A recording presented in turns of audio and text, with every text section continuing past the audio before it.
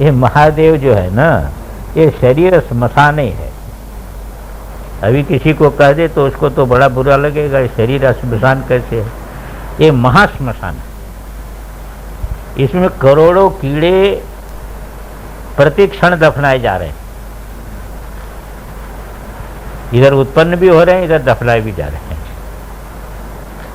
तो महाश्मशान हो गया कि नहीं? तो इस महाश्मशान में जो है चेतन जो महादेव है वो क्रीड़ा कर रहा है। देखो, तो श्मशाने स्वा क्रीड़ा। अब चेतने तो क्रीड़ा कर रहा है, और कौन? सब क्रीड़ा उसी की हो रही है। कभी रोने लगता है, कभी हंसने लगता है, कभी यज्ञ करने लगता है, तो कभी जो है वह चोरी करने लगता है। तो ये खेल रहा है, देखो है, ये नाटक खेल रहा है। अब नाटक नहीं समझता है, ये अलग चीज है, पर खेल तो रहा है वो चेतन ही। चेतन तो चेतन ही है, उसका तो नाटक ही है।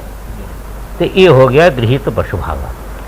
अब एक चीज कहते हैं कि नानाविध वर्णानां रूपम धत्ते यथा मलस्फटिकः सुरमानुष पशुपादप रूपत्वं तद्वदीशोऽपि। कहते हैं कि पहले उपाय कैसे हो जाता है? इतने रूप को जो प्राप्त हो जाएगा, तो परिणाम को प्राप्त हो जाएगा, तब तो जो है वह फिर वही बिगड़ जाएगा, स्वरूप ही बिगड़ जाएगा। कहा यहाँ कोई स्वरूप नहीं बिगड़ता है। कैसे नहीं बिगड़ता है? तो आजकल ना वो कहीं कहीं बनाते शीश महल, ये देखें, एक यहाँ भी इंदौर में भी है शीश महल, एक है पावन धाम में शायद बनाया है, मैं तो गया नहीं। तो उधर जिधर ही देखो उधर पंक्ति की पंक्ति आपकी दिखाई देती है। ऐसा लगाया है कि आप जो है वह तमाम प्रकार से दिखाई देती है। तो इतने रूपों में जो आप वहां पर दिखाई दे रहे हैं, तो इतने रूपों में आप हैं क्या? इतने रूपों को आप निर्धारण कीजिए।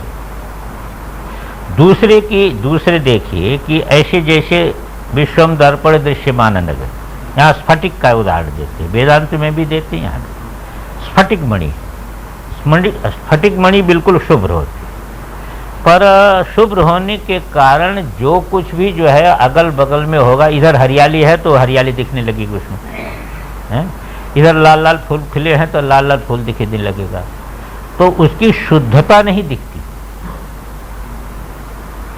विभिन्न प्रकार के रंग दिखाई देते, इतना स्वच्छ है वो कि उसमें चारों तरफ का वातावरण दिखाई देता है। तो चारों तरफ का वातावरण जो दिखाई देता है, इतने रूपों को जो स्फटिक मणि ने धारण किया, तो स्फटिक मणि ने धारण किया, तो स्फटिक मणि वो ऐसी रही कि वो उसमें कोई गड़बड़ी आ गई। दर्पण में कोई हाथी दिखा तो दर्पण में छेद हो गया कि दर्पण टूट गया कि दर्पण वैसे ही रहा। तद्वद ईशोपि, उस चैतन्य जो है परम निर्मल है। बस विमर्शात्मिका शक्ति जो है, यहाँ तो जड़ दर्पण है, इसलिए जड़ दर्पण के लिए बिंब की जरूरत है, और वहां पर कोई बिंब की जरूरत नहीं। आप बिना बिंब के ही मन में देख लेते। जो शरीर शांत हो गए हैं, जला दिए गए हैं, उनको आप मन में कैसे देख लेते? उनका बिंब कहाँ है? प्रत्यक्ष देख लेते हैं, बात कर लेते हैं उनसे, बस विमर्शात्मिका शक्ति। इसलिए वो शक्ति के जो है विमर्शात्मिका शक्ति से वह महादेव इतने रूपों में दिखाई देता है। हाँ, बस वैसे जैसा जैसा संकल्प होगा वैसा वैसा दर्शन होगा। हाँ, बस वही अशिव है, वही भेद दर्शन का हेतु हो गया।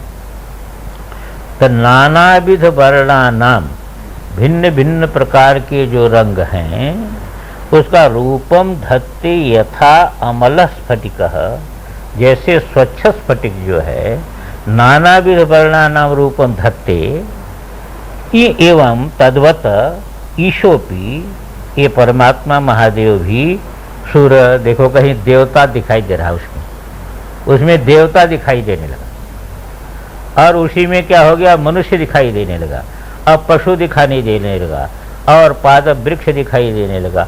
ये सभी रूपों को धारण करता है और उनमें जो है अपने विशिष्ट रूप में प्रवेश भी उसका रहता है।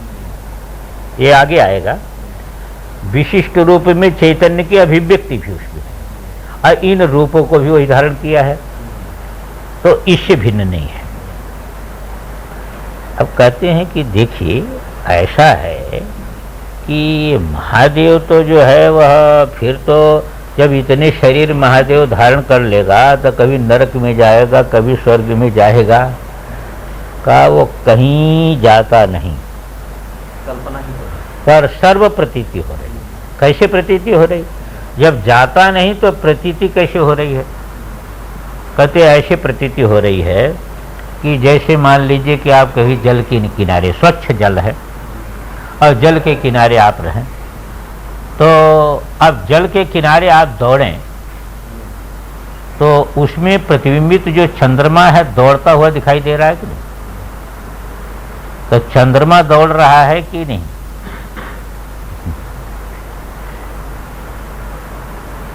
चंद्रमा दौड़ रहा है कि नहीं? कभी बादल चलता है तो चंद्रमा दौड़ता हुआ मालूम होता है आकाश में, तो चंद्रमा दौड़ रहा है कि बादल दौड़ रहा है?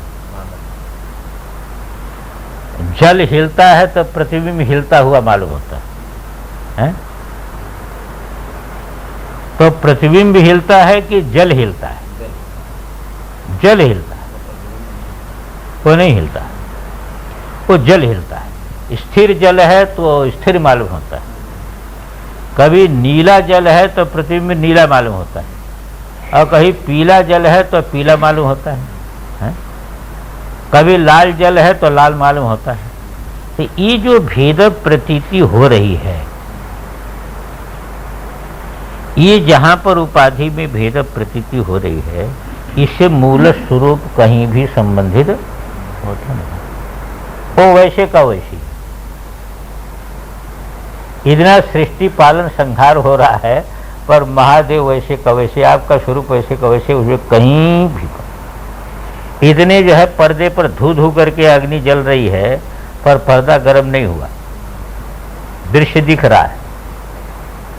बाढ़ का दृश्य दिखाते हैं तो बड़े जो है बहे जाते हैं, गांव के गांव बड़े बहे जा रहे हैं, पशु के पशु बहे जा रहे हैं, पर पर्दा गीला हुआ क्या? इसी प्रकार जो है वह महादेव है। इसी को कहते हैं गच्छति गच्छति जल इव हिमकर बिंबम स्थिते स्थितिम याति तनुकर्ण भुवन वर्गे तथायमात्मा महेशान। कहते जल जब चलता है ना तो हिमकर बिंबम गच्छति है, गच्छति गच्छति जले गच्छति इव, ऐसा लगाएगा, गच्छति जले गच्छति व हिमकर बिंब। चंद्रमा का बिंब चलते हुए जल में चलते हुए के समान मालूम होता है, और स्थिते स्थिति में आती, जल स्थिर होता है तो स्थिर मालूम होता है?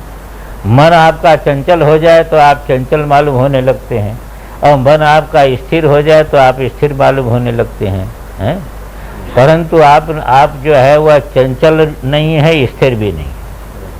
स्थिर चंचल जो है, चंचल को लेकर के स्थिर है, आप नित्य स्थिर हैं, क्योंकि आप चंचल मन को भी प्रकाशित कर रहे हैं, देख रहे हैं, और स्थिर मन को भी देख रहे हैं, तो आपका स्वरूप तो वैसे का वैसे रहा। पर जल के कारण वैसी प्रतीति होती है। इसी प्रकार कहते हैं कि जले गच्छति जले इव हिमकर बिंबम गच्छति इव, और स्थिते स्थिति में आती, जले स्थिते सति स्थिति में आती। इसी प्रकार तनु कर्ण भुवन वर्गे अयमात्मा महेशान। इसी प्रकार शरीर हिलने से है, और महेश परमात्मा चेतन जो है हिलता हुआ मालूम होता है। कर्ण हिलने लगा तो हिलता हुआ मालूम होता है। भुवन वर्ग हिलने लगा तो हिलता हुआ मालूम होता है। भूकंप आ गया, महेशान जो है इनके हिलने से हिलता हुआ मालूम होता है। वस्तुतः वह किसी प्रकार से हिलता नहीं है, वो तो वैसे का वैसे है। ये परमेश्वर वैसे का वैसे है। बस मूर्ति विचित्रता से देश देश प्रकट कर दिया अपने ऊपर और क्रिया वैचित्र से काल प्रकट कर दिया। वस्तुतः उसमें देश और काल दोनों कल्पित। मूर्ति विचित्रता यही देश है, हैं? कल्पना में पूर्वा प्रभाव से हाँ, काल को लेकर क्रिया को लेकर बस काल हो गया, क्रिया को लेकर के काल हो गया, मूर्ति को लेकर देश हो गया। बस इतने हुआ। अब कहते हैं कि यदि ऐसा है तो महेश्वर जब इस प्रकार का है तो फिर महेश्वर का दर्शन होना चाहिए कि नहीं है? महेश्वर इस प्रकार का है तो सर्वगत है तो उसकी चेतनता क्यों विशिष्ट जगह में दिखाई देती है, दूसरी जगह नहीं दिखाई देती? वो तो सर्वगत है ना, तो सब जगह दिखाना चाहिए। विशेष चैतन्य क्यों नहीं है? हाँ, निर्विशेष चैतन्य का भान क्यों नहीं होता? कहते देखो राहु आकाश में है, राहु एक ग्रह है और आकाश में है, तो आकाश में सदा है कि नहीं? पर दिखाई क्यों नहीं देता? वो जब चंद्रमा आएगा, चंद्रमा के साथ पड़ जाएगा तब दिखाई देगा, नहीं तो नहीं दिखाई देगा। है पर दिखाई नहीं देगा, और चंद्रमा के साथ पड़ जाएगा तो दिखाई देगा। तो जैसे राहु अदृश्य रह करके भी चंद्रमा के साथ दिखाई देता है, ऐसे सर्वगति आत्मा है, पर धी मुकुर में है, वो जो धी मुकुर में विषयाश्रयण गृह्यते, ये बुद्धि रूपी जो दर्पण है, जैसे आप दर्पण रख देते हैं तो आपका मुख दिखाई देने लगता है, पर मुख तो प्रतिफलित है ही है, पर दर्पण शुद्ध है उसमें दिखाई देता है, ऐसे नहीं दिखाई देता। इसी दृष्टांत को कहते हैं राहुरदृश्योपि यथा शशिबिंबस्थ प्रकाशते तद्वत् सर्वगतोप्ययमात्मा विषयाश्रयेण धीमुकुरे। कहते हैं राहु अदृश्योपि, राहु अदृश्य है ना, लेकिन शशिबिंबस्थ प्रकाशते, शशिबिंब में जब स्थित होता है तो झट प्रकाशित हो जाता है। इसी प्रकार यह अदृश्य सर्वगत आत्मा है, पर धीमुकरे विषयाश्रयण, ये जो है विषय का आश्रय लेकर के बुद्धि रूपी दर्पण में ये प्रकाशित हो जाता है। ये जान दे, झट जान लेता, ये मैं जान रहा हूँ, इस विषय को जान रहा हूँ, इस विषय को जान रहा हूँ, इस विषय को जान रहा हूँ, है बस चैतन्य प्रतिफलित हो गया। तो इस प्रकार प्रकाशित हो जाता है। अब यहाँ पर जो है वह कैसे प्रकाशित होगा? कहते आदर्शे मल रहिते यद्वद बदनम विभाति तद्वदयम शिव शक्तिपात विमले धी तत्व विभाति भाव रूप। यहाँ पर देखिए एक कृपा शक्ति आ का मल रहित जो आदर्श है, आदर्श दर्पण जितना स्वच्छ होगा आपका मुख उतना साफ दिखेगा। एक बात बार बार ध्यान देने योग्य है कि इदम को देखने के लिए तो आपको खाली नेत्र की आवश्यकता है, दर्पण की आवश्यकता नहीं। अरे नेत्र और प्रकाश हो तो आप देख लेंगे, प्रकाश और नेत्र बस इंद्रिया संकर्ष और बस। आलोक। पर अपना मुख देखने के लिए नेत्र प्रकाश के द्वारा सबका मुख आप देख लेंगे, लेकिन अपना मुख नहीं देख सकते। है कि नहीं? अपना मुख कैसे देखें? अपना मुख देखने के लिए दर्पण भी चाहिए, क्योंकि अपना मुख है ना, तो अपना मुख देखने के लिए दर्पण की भी जरूरत है। इदम भी साफ होगा तो उसी में दिखाई है? इदम भी साफ होगा तो उसी में दिखाई पड़ेगा। क्या क्या साफ होगा? कोई स्वच्छ है अरे तो वही दर्पण हुआ। अबे कोई स्वच्छ हुआ तो उसी का नाम दर्पण हुआ, और क्या है?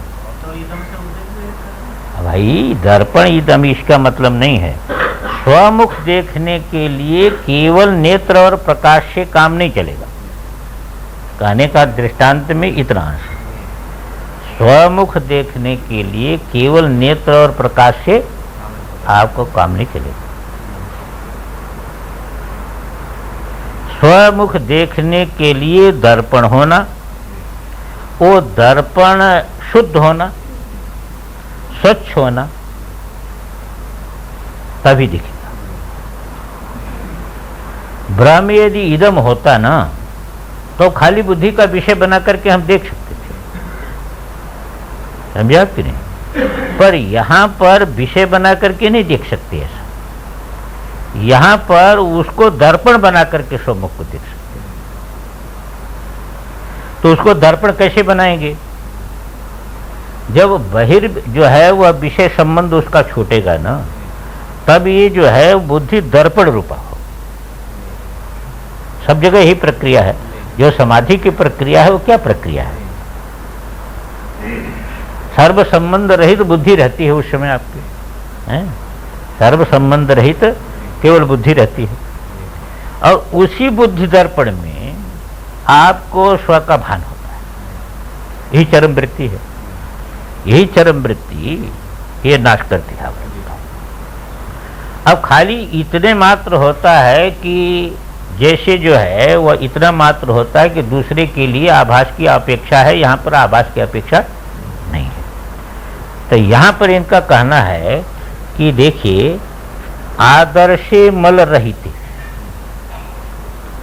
मल रहित आदर्श में यद्वद बदनम विभाति तद्वदयम, जैसे मुख साफ दिखाई देता है, इसी प्रकार यहाँ पर कैसे विमल होगा?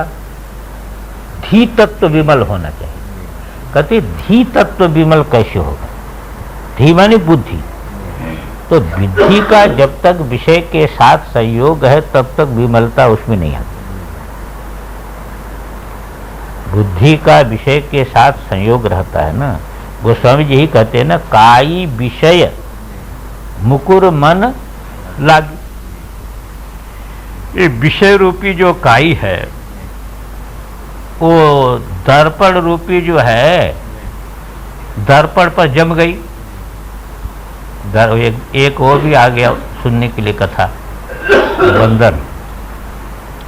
हाँ, तो सुनो, उधर वो भी सुनेगा, आप लोगों को देख के भग जाएगा। तो काई विषय मुकुर मन लागी, ये विषय रूपी काई इस पर जम जाती है। तो विषय रूपी काई जब जम जाती है तब क्या होता है?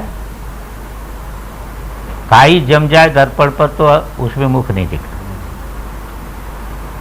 तो ये विषय रूपी जो काई है ये कैसे दूर हो?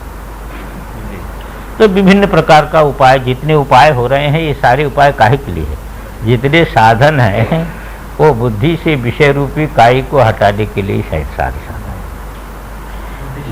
हाँ, ये लोग क्या मानते हैं? ये लोग कहते हैं कि बस दूसरा कोई नहीं, बस शिव शक्ति पात्र भी, क्योंकि पुरुषार्थ भी नहीं, क्योंकि शिव की इच्छा है। शिव की इच्छा है, इसलिए ऐसा मानते हैं कि शिव शक्तिपात विमले थी तत्व। जब उसकी इच्छा होगी तभी पुरुषार्थ होगा। जब उसकी इच्छा होगी तभी जो है वह पुरुषार्थ बनेगा। उसकी इच्छा के बिना पुरुषार्थ नहीं बन सकता है। पुरुषार्थ नहीं करता है। इस पर बहुत विचार है।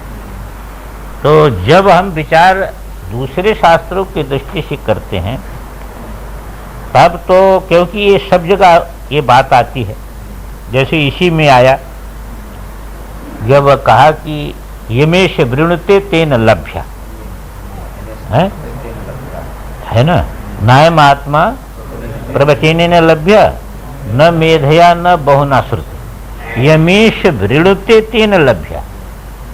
तो भाष्यकार भगवान ने इसका अर्थ क्या कर दिया कि एष साधक यम आत्मानम ये वृणुते। बस जब ये आत्मा का ही जो है वर्ण कर लेता है, परमात्मा का ही वर्ण कर लेता है, यही अपने को, तो साध्य साधन येषणा समाप्त हो गई इसकी। लोकेशना जो साध्य साधन येषणा थी, ये साध्य साधन येषणा संपूर्ण समाप्त हो गई, सब इच्छाएं समाप्त हो गई। हाँ, क्योंकि अब इसी को वर्ण कर लिया उसने कि हमको यही चाहिए। परमात्मा ने येषणा भर दिया। हाँ, वही शब्द, तो सारी येषणा वहीं पर लीन हो गई। तो जब लीन हो गई तो जो है वह तेन लभ्य, वो प्राप्त कर लेता है। पर वहाँ पर और भी प्रकार से लोग लेते हैं, कहते येष जो है येष परमात्मा, हाँ येष परमात्मा यम आत्मा न वृणुते, वो परमात्मा जिस साधक को वर्ण कर लेता है ना, है? यम येष वृणुते यम साधकम येष परमात्मा वृणुते, जिस साधक को यह परमात्मा वर्ण कर लेता है, तो तेन लभ्य, वो उसको प्राप्त कर लेता है। अब यहाँ इसी दृष्टि से हम विचार करें तो आखिर परमात्मा में फिर दोष जाएगा। किसी को ग्रहण किया, किसी को नहीं किया। हाँ, किसी को वर्ण किया, किसी को वर्ण नहीं किया, तो क्यों किसी को वर्ण करता है, क्यों किसी को वर्ण नहीं करता है? प्रश्न है कि नहीं? पक्षपात हो जाएगा परमात्मा में। तो फिर यही आएगा कि परमात्मा का तो की कृपा शक्ति सब पर समान है, पर जैसे जो है सूर्य का किरण सब जगह समान है, पर दर्पण गृहित कर लेता है उसको, दर्पण सूर्य को चंद्रमा को गृहित कर लेगा और ये मिट्टी नहीं गृहित कर पाती है, तो उसकी तरफ से तो किसी प्रकार का भेद नहीं है। तो जो साधक जो है वह इस प्रकार का होता है, वो गृहित कर लेता है। तो दोनों वही बात हुई ना। तो जो साधक वर्ण कर लेता है, तो उधर से वर्ण हो गया, क्योंकि उधर से वर्ण है ही है सभी के प्रति। अरे भाई, उधर से वर्ण सभी के प्रति। अब साधक जब वर्ण कर लिया, साधक में योग्यता है, योग्यता आ गई, तो जो है वह इधर से वर्ण हो गया, उधर से वर्ण हो गया, पूरा हो गया। साधक यदि वर्ण नहीं किया तो फिर वह नहीं बनेगा, ये समाधान देना पड़ता है। पर यहाँ पर ऐसा नहीं है, इनके यहाँ तो वो यहाँ भी जो इच्छा है ना, वो शिवेच्छा है। यहाँ मन ये स्वीकार करना कि जो भी है शिव की इच्छा से भी अनुग्रह होगा, तभी स्वीकार। हाँ, यहाँ जो है यहाँ भी शिव, क्योंकि शिव से भिन्न है ही नहीं, तो यहाँ भी शिवेच्छा ही है। यहाँ भी क्या है, यहाँ भी शिवेच्छा ही है, समझे कि नहीं? हाँ, इसलिए यहाँ भी शिवेच्छा ही है, तो वही इच्छा है, दूसरी तो है नहीं। तो यहाँ भी शिवेच्छा ही है, इसलिए वह शिव शक्ति यहाँ, आप यहाँ से कहो या वहाँ से कहो, बात एक ही होगी, दो बात नहीं होगी। जब आप कहो कि अपने ऊपर जो है अनुग्रह कर लेता है, या कहो शिव के अनुग्रह से व्याप्त हो जाता है, तो शिव शक्तिपात विमल, जब उसमें शक्तिपात यही है कि वह ये चाहे कि हम अपने शिव भाव को प्राप्त करें, वह शक्तिपात हो गया, यही शिव शक्तिपात है। और जहां ये हुआ, कहाँ विषय विमुख हुआ। भाई जब घूम गया, नहीं खेलना चाहता है, घूम गया, तो घूम गया तो जो है वह अब शक्तिपात जो है शिव शक्तिपात ही हुआ ना, और शिव शक्तिपात से बुद्धि विमल हो जाएगी, क्योंकि विषय संग छूट जाएगा, विषय संग छूट जाएगा। तो शिव शक्तिपात विमले, शिव शक्तिपात से विमल हुई जो धी तत्व भाति है, भाव रूप होना चाहिए, भाव रूप नहीं। हाँ, ब्रह्म ही शिव है। भाव रूप माने प्रकाश रूप, यहाँ पर वो गलत है। भाव रूप है, भाव रूप वो है ही है ना। भाव रूप स्वयं भाती ही, इसलिए जो है जैसे वेदांत में वहाँ पर आपको इसकी आभास की उपयोगिता नहीं रही ना, है? जड़ पदार्थ को तो प्रकाशित करने में आपको उपयोगिता रही, और वहाँ फल व्याप्ति नहीं है, सकृत विभाग है। तो इसलिए क्योंकि भारूप है वो, तो भारूप स्वयं भाती है, भारूप स्वयं भाती। अब मल रहित जो है, मल रहित यहाँ भी कह दिया था, उदाहरण में मल रहित कहा था, यहाँ पर धी तत्व मल रहित होना चाहिए। पर धी तत्व मल रहित कैसे होगा? हाँ, शिव शक्तिपात विमले धी तत्व है, इसलिए इसका स्वातंत्र ही मानते हैं। इसमें बहुत जगह विचार किया, तो विचार करने पर ही मानते हैं कि वस्तुतः जो है ये अनुग्रह शक्ति ना, दो प्रकार की अनुग्रह, जैसे तीन तो आपके उपनिषदों में प्रसिद्ध है, सृष्टि शक्ति, पालन शक्ति, संहार शक्ति। ये तीन तो आपके उपनिषद में प्रसिद्ध है, जन्माद्यस्य यतः इत्यादि में यही प्रसिद्ध है। लेकिन दो शक्तियां जो हैं उसकी चर्चा उपनिषद आदि में कम आती, पुराणों में आती है। पुराणों में दो का विस्तार है, ये तीन के साथ दो का विस्तार है, एक निग्रह, एक अनुग्रह। इसी को शिव पुराण में एक तिरोधान मानते हैं और एक कृपा, अनुग्रह और तिरोधान। तो तिरोधान शक्ति जो निग्रह शक्ति तो सबको निगृहित करती है, माया ये निग्रह शक्ति है, ये निगृहित करती है, अविद्या अनुग्रह शक्ति है। ये अनुग्रह शक्ति जो है वह निरंतर जो है इसको ये देखती रहती है, ये निग्रह शक्ति तो भोग देती रहती है। इसी को लेकर के ये बात समझने की है जो सांख्य मानता है कि जब तक पुरुष भोग चाहता है तब तक प्रकृति उसको भोग देती बने, और जब वो जो है वह नहीं चाहता है तब फिर प्रकृति नहीं दे सकती, फिर प्रकृति मोक्ष देती है। इसी का स्थूल रूप उन्होंने लिया। अब यहाँ पर जब तक ये खेलना चाहता है तब तक तो वो निग्रह शक्ति के उसमें है, तब तक तिरोधान शक्ति उसको खिलाएगी, क्योंकि तिरोधान न रहे तो खेल नहीं हो सकता है, तिरोधान न हो तो खेल नहीं हो सकता है, अंधकार न हो तो चित्र नहीं दिख सकता है। स्वरूप तिरोधान है। हाँ, स्वरूप तिरोधान है, तो तिरोधान है तो जो है वह ये माया शक्ति है, ये सब तिरोधान करके तो रखती है ना। सच्चाई को कहाँ देखने देती है माया, बिल्कुल नहीं देखने देती, यही करती है। तो वो तिरोधान शक्ति है। पर अनुग्रह शक्ति कब काम करती है? अनुग्रह शक्ति उस समय काम करती है कि जब इसका संकल्प परमेश्वर अभिमुख होता है, स्वरूप अभिमुख होता है, तो तुरंत जो है वह अनुग्रह शक्ति के उसमें आ गया। तो वो क्या हो गया? शिव शक्तिपात आ गया, ये शिव शक्तिपात। तो शिव शक्तिपात से बुद्धि विमल हो गई।